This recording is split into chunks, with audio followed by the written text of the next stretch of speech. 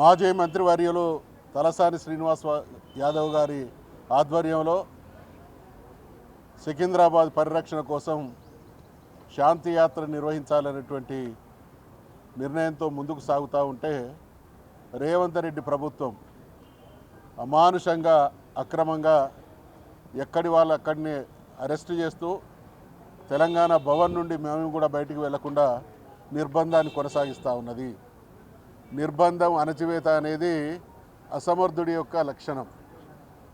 ఆత్మవిశ్వాసం ఉంటే, ప్రజలకు మంచి చేసేటువంటి ఆలోచన ఉంటే, చేసిన నిర్ణయాల్లో హేతుబద్ధత ఉంటే ప్రజల్ని స్పందించేటువంటి అవకాశం కలిగించాలి.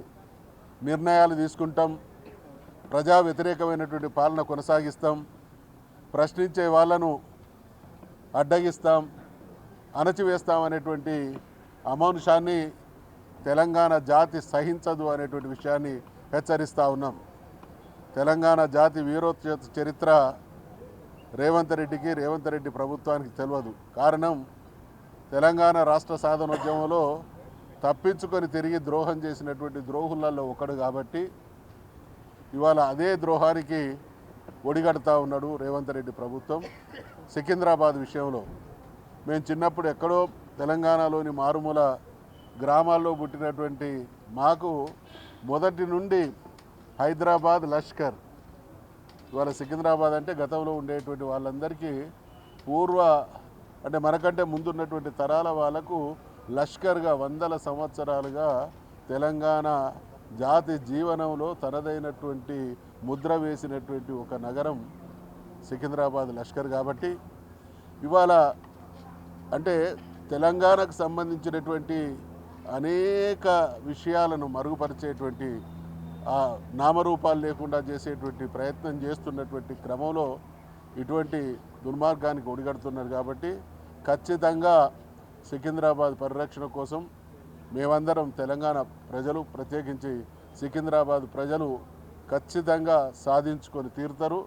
ఇవాళ చేసినటువంటి ఎవరిని అడిగి నిర్ణయాలు తీసుకుంటున్నారు? ఎక్కడైనా ప్రజాభిప్రాయాన్ని సేకరించినటువంటి సందర్భాలున్నాయా? ప్రజాభిప్రాయాన్ని సేకరించినవని కొన్ని విషయాల్లో చెప్తున్నటువంటి విషయాలను పబ్లిక్ డొమైన్లో పెడుతున్నారా? అంత అరాచకమైనటువంటి నిర్ణయాలు. కాబట్టి ఇవాళ ఈ నిర్ణయాన్ని మేము తీవ్రంగా ఖండిస్తూ ఉన్నాం.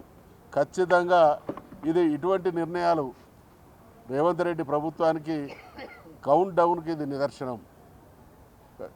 కేసీఆర్ గారు హైదరాబాద్ మహానగరాన్ని, జంట నగరాలను ఎంత అపురూపంగా అభివృద్ధి చేసిండు అనంటే ప్రపంచ చిత్రపటంలో తనదైనటువంటి సుస్థిర స్థానాన్ని సంపాదించుకున్నటువంటి మహానగరాలలో మన మహానగరం కూడా ఒకటి. కాబట్టి అటువంటి చారిత్రక నగరాలను, అటువంటి గొప్ప సంస్కృతి సాంప్రదాయాలకు ఆలవాలమైనటువంటి వాటి మీద వేలు పెట్టినా, ఎటువంటి నిర్ణయాలు తీసుకున్నా ప్రతిఘటన సీరియస్గా ఉంటుంది. ఇది ప్రజాస్వామ్యం. అధికారం చేతిలో ఉంది.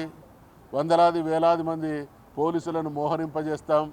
మాట్లాడుతున్నటువంటి వాళ్ళను, మా విధానాలను వ్యతిరేకించేటువంటి వాళ్ళను అక్రమ అరెస్టులు చేస్తాం, ఇళ్లలోనే నిర్బంధం చేస్తాం అనేటువంటి ఈ అప్రజాస్వామిక ధోరణిని ఎవరు కూడా హర్షించరు. కాబట్టి ఇప్పటికీ హెచ్చరిక చేస్తూ ఉన్నాం, విజ్ఞప్తి చేస్తూ ఉన్నాం, పునరాలోచన చేయాలి. ప్రజాభిప్రాయానికి అనుగుణంగా ప్రభుత్వాలు వ్యవహరించాలి. భిన్నంగా వ్యవహరిస్తే మాత్రం జరగబోయేటువంటి పరిణామాలకు ప్రభుత్వమే బాధ్యత వహిస్తుంది అనేటువంటి హెచ్చరిక చేస్తూ తెలంగాణ జాతికి ఉన్నటువంటి వీరత్వం, ధీరత్వం ఒక్కసారి గుర్తు చేస్తూ ఉన్నాం. అనేక మంది తెలంగాణ ద్రోహులు తెలంగాణను అడ్డుకునేటువంటి ప్రయత్నం చేస్తే పోరాడి సాధించుకున్నటువంటి గడ్డల నిలయం ఈ ప్రాంతం. కాబట్టి మరొక్కసారి హెచ్చరిక చేస్తూ ఉన్నాం. ఏదో ఒక రకంగా మసిబూసి మారేడుగాయ చేసి స్వరూపాలను మార్చి అస్తిత్వాన్ని ప్రమాదంలో పడవేసేటువంటి వైఖరి కొనసాగదు అనేటువంటి హెచ్చరిక చేస్తూ ఖచ్చితంగా ఈ విషయంలో మరి శ్రీనివాస్ యాదవ్ గారు ఇతరత్ర ముఖ్యులు తీసుకునేటువంటి నిర్ణయంలో మేమందరం కూడా భాగస్వాములం అవుతామని హెచ్చరిస్తాము.